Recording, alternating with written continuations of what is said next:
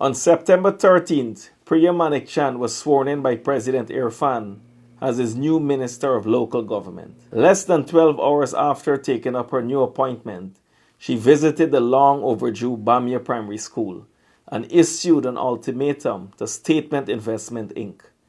Complete the long delayed construction by October or come off the project. And the contractors have been told that it's either they finish this or come off the project. The principals of Statement Investment Inc. include PPP soup drinkers, Ralph Ferguson and Corwin Bollers of Hits and Jams Entertainment, along with Aubrey Shanghai Major and Kashif Mohammed from the Kashif and Shanghai football tournament. The now-turned contractors were present during Priya's visit, when she further announced that a project manager would be stationed at the school to oversee the final stages of construction. And we're going to be putting someone here fully to make sure that these finishing works will be finished. Quoted in the Chronicle, Priya said, "These children have to come into this school and we're looking at a date in October. No ifs or buts, it will finish." These children have to come into this school and we're looking at a date of in October. As soon as Priya was sworn in as a minister and took her oath, her first project just 12 hours later, she failed to deliver. Priya, like everyone in the PPP, is all talk, photo ops, and no results. Statement Investment Inc. is a fly-by-night company with no prior school construction experience. Like many of the contractors that the PPP gives contracts to, when it's not the Chinese or their family members. They awarded the $346 million contract in November 2021. Just months after being established, the project was originally scheduled for completion in July 2023. But as usual, with corruption and poor leadership, the deadline was missed. In February 2024, an additional $127 million was allocated to speed up construction, with a new deadline of April 1st, 2024, also missed. In January 2025, Hits and Jams told Starbuck News the school was finished. We just need to finish the pathway, which was a lie. Priya, over 500 pupils in Linden were crammed like sardines in a tin for the new academic year. When will Linden children get to return to some degree of normalcy and comfort? Roland Corwin owned the radio station 94.1 Boom FM, which was heavily criticized in the European Union International Observation Mission final report for consistently providing biased PPP coverage. This coverage came after they had already been awarded this and other government contracts. Perhaps that is why they continue to do the dirty work of the PPP. This is why the people of Linden do not trust the PPP and these contractors. Priya Manickchand is all about optics and no results. A politician who craves attention but never delivers real solutions, as was evident by the cruel stunt pulled just yesterday with the Starbuck Market vendors that she ambushed when she built the wall of poverty. Priya Manickchand is the face of deceit. She presents herself as someone who cares about people, especially poor families and Afro-Guyanese communities. Do not buy this facade. She has failed the education sector. She failed to represent the interests of the teachers. She failed to modernize schools. She failed to raise learning outcomes. She failed the very foundation of our nation, our children. And now, what's even worse, the current Minister of Education, Sonia Parag, has proven that she is an even bigger failure. Even with the big kahuna's intervention and his 5:30 a.m. meeting with the contractors, even the most senior person in the land has no power to make the contractors finish the job so that the children can return to some sense of normalcy. The children of this nation continue to pay the price for their incompetence. Right. Good night, people. I don't really do story time, but story time. So, I was seeing this guy. Started seeing him September the 3rd was our second date, and that's when things were made official. Now, I did not pursue the individual. We met on a dating app, right? A Facebook dating app, that is. Nevertheless, we went out, see walls, we hang, and then the second date, he's like, I want to take you out, see if you can dance. We went out to this club over the river, well, a bar and restaurant. So it was a really good time, really good.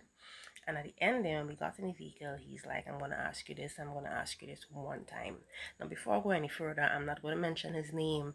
I'm not going to mention his TikTok profile, whatever, because I'm sure he may see this. Mind you, he has me blocked from his TikTok, but that's related on the story. So, I'm going to ask you this, and I'm going to ask you this one time. Are you sure this is what you want? Because I can't deal with the whole cheating and whatever. So I said yes, and the same question to you, are you sure this is what you want? And he said yes. Okay, so that's him initiating the start of the relationship. Whole of September, good. Whole of October, good, more or less. Coming out to the end of October, something seemed like bummy, iffy. Sometimes I could not really hear from him. Then we cleared that up. He apologized. He's like, just busy working and trying to get stuff done and whatever. So he's like, I know you worrying. I the man, use the woman, I know you worrying. So I was like, till I hear from you for like 2 days is normal. He said, yeah, because all he does works 2 jobs. At least, so he said. Right, so let's fast forward. So basically, he went out of town. Contacted him on Thursday. I just called to check in. I was like, checking in, you eat, you drink water, whatever. He said he don't really eat much of a breakfast. He'll eat a couple of fruits here and there, maybe a little snack. He'll eat food more later in the day. So just checking you eat.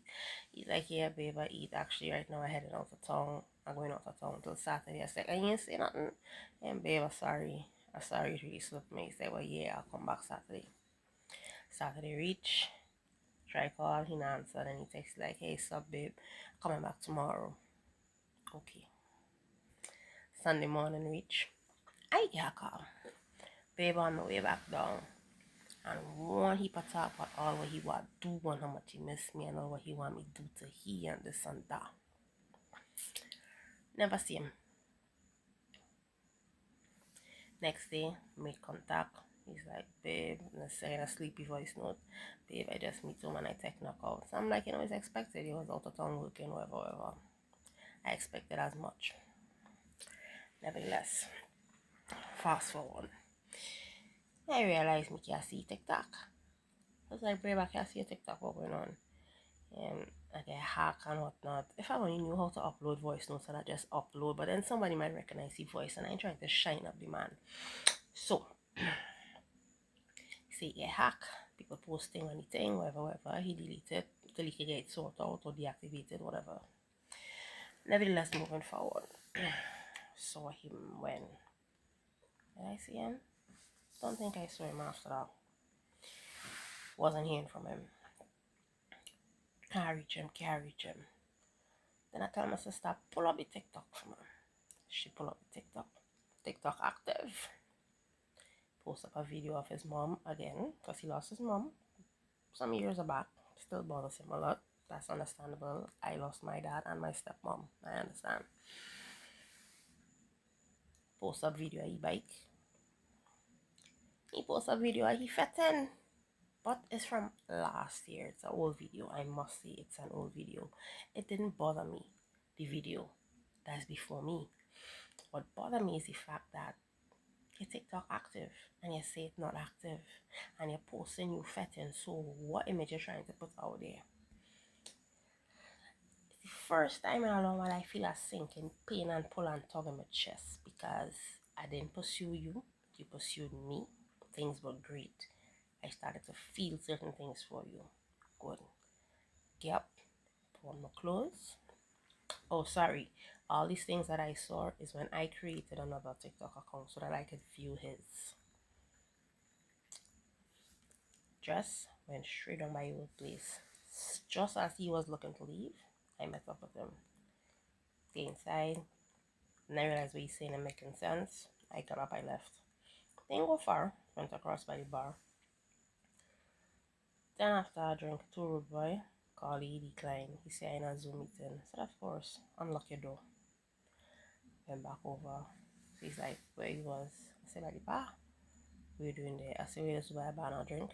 He said, "You have problems?" I said, "No." "And you don't drink every day?" He said, "That's normal." "Oh, okay." Short of the long, I asked, I said, if I wasn't taking your calls, I wasn't responding to your messages, what would you think? He said, "I'll think negative." I said, "So then why do it? Not making sense." He's like, "Miss Lady, I never tell you we done. I have a breakup with you. I never tell you we done." Okay. It takes less than 2 seconds to check in. You ain't doing that. You say you have a lot on your plate, whatnot. Okay, fine, cool, I respect that. But it takes less than 2 seconds to check in. Fine. Talk. You try to hug me, I push you off. You talk. I talk. I tell you, know what, I'm not doing this again. I say, "Listen, be straight. If you want me, you want me. If you don't, leave me to F alone. Let me go. I'm not doing this again. No, you want us, you still want us, whatever. We make up. Next day, check in.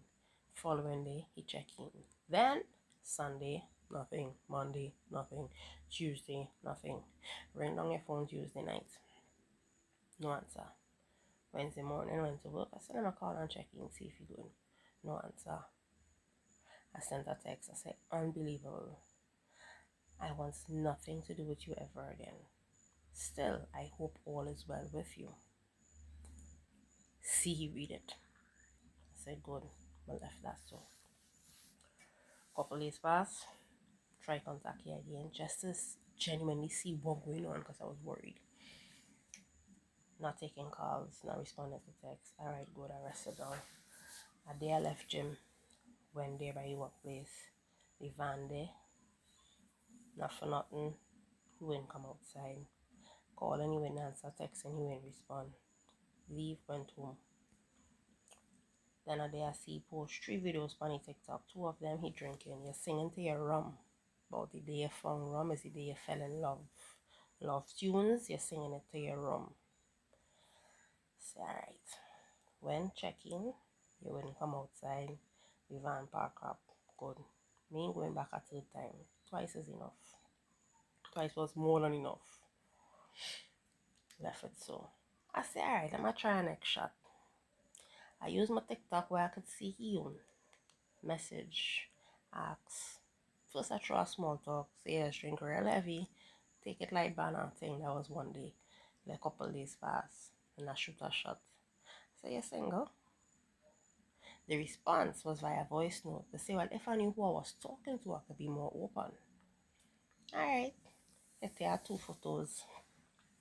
We's woman, we know how to do it ratch. My sister sent me some photos. Because I sure you go see the TikTok, so I'll let you know where I get the photos too. My same sister who see your profile, she sent me some photos. Send you a photo. You say, "Well, you know, I could still be talking to a man. I don't know if I'm talking to a man or a woman, whatever." Nevertheless, eventually I respond. He responded. He said, "Well, if this is really you, you are beautiful." And you asked if I'm single. I've been single for almost a year and 5 months. So what me and he was doing for the 2 months. And he said, "Miss Lady, I never tell you we done. I never tell you we break up." So what we was doing for the 2 months, how you gonna be with me in a relationship if you was single for almost a year and 5 months? And the same man is dog? Oh my God, man is dog. Or I say all of this to say, do not play with people's feelings. Oh, don't do it. It's not nice. If I was a mentally unstable person, some might say I am because I went by your place twice to see you ain't come outside. I was genuinely worried. And then you're posting your drinking. Remember, you have a daughter. You have a daughter. You just be posting about to do certain things, especially when you have girl children and giving people a whole heap of relationship advice. Take out your girl, this, that. You have a daughter. If you don't want somebody, you're big on your sense, be straightforward. Don't play with people's feelings. Right? Story time.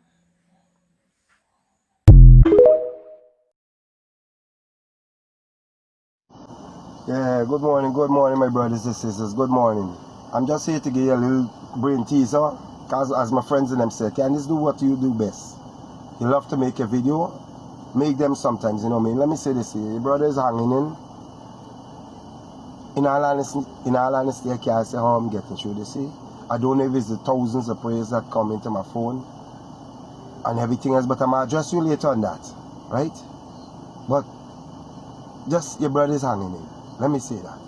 It is tough, very tough, but I'm hanging in. But anyhow, the reason I'm here is to give you guys a little brain teaser, right? Me and my daughter was driving, I think it's Tuesday or Wednesday. She's 10, right? I know, everybody should know her by now, because I push her to the wall. Like, everything I do, I push my wife, I push my daughter too. Anyhow, we were listening to the radio, and we heard a story on the radio that this guy was given a life sentence, right? He was given a life sentence. I don't know what was his nature of his crime, if it's murder, multiple murders or what, right? But anyhow, he was given one life sentence in prison. He spent a few years in prison, then he taken sick. When they rushed him to the hospital, he succumbed to his sickness, to his illness, so to speak. Right? He succumbed to it. Anyhow, the doctors and them, do what they do being doctors and them, they revive him. Right? When he came back alive now, he went and petitioned the court on the grounds that he was given one life sentence, he died and he was resurrected back due to the doctors and them. So he wanted his sentence to drop right when the case dismissed. But the truth of the story, the magistrate and them, all he has a valid point, they did not dismiss this case. But my daughter was saying, Dad, let me be honest with you, I think he have a valid point, because if he was given life sentence and he died, the mini sentence died with him. When the doctor bring him back, right, he shouldn't, you know what I mean, he come back as a different person, really, he come back as the same person. But it's just that he died, and then the doctors bring him back. So what do you guys think? He should have walked, or the judge did the right thing by making him continue his life sentence? What do you guys think? Give me your opinion.